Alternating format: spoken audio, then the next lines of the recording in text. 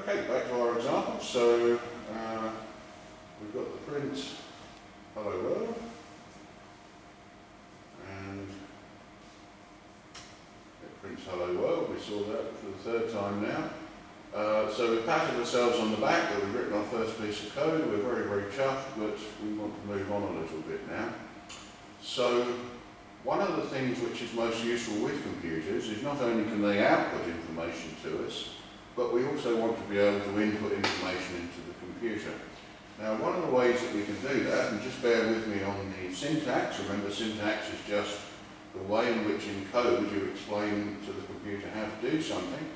What I'm going to do is I'm going to say A equals input, and in here I'm going to just do something rather strange for the time being. So what that instruction is going to do is it's going to take some input from the user. It's going to create a command prompt that looks like this. It could be anything. I could, for example, change that to a double underscore. I could change it to a hash symbol. Let's leave it as a hash symbol.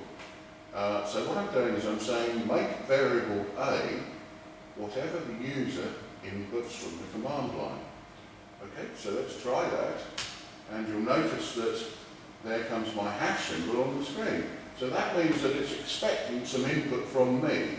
So I'm going to type hello world 2. So that's my input that I'm putting into the computer. I'm going to press enter, and apparently nothing has happened. Well, it has, because it's assigned hello world 2 to the variable A, but it's inside memory.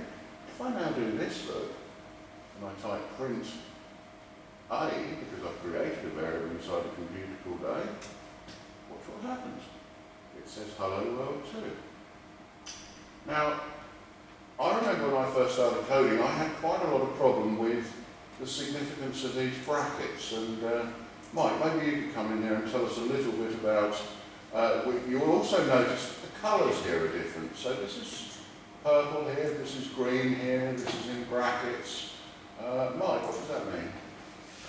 Okay, this print and input are basically functions.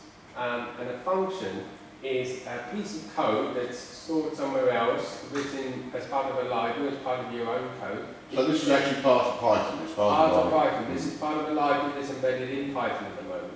And you can reuse that code by wrapping it up in a function and calling that function. A function typically takes arguments, one or many, and returns a result. And in this case, print doesn't return any results, but it takes an argument of what you want to print. So when you place an argument within the parentheses of the print function name, what it will do is it will print that argument.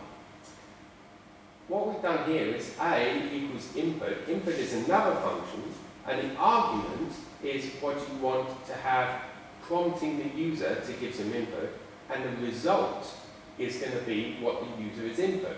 And in our case here, this A, what this has done is created a variable within our namespace. It's created a variable, and it will say that the result from the function input store into my variable.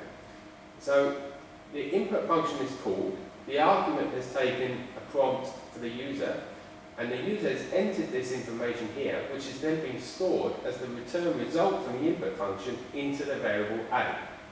And then we call the print function again, but this time, rather than passing the argument hello world in quotes, we're passing the argument the variable A, in which case print is returned on the command line or done its job and printed the contents of the variable A.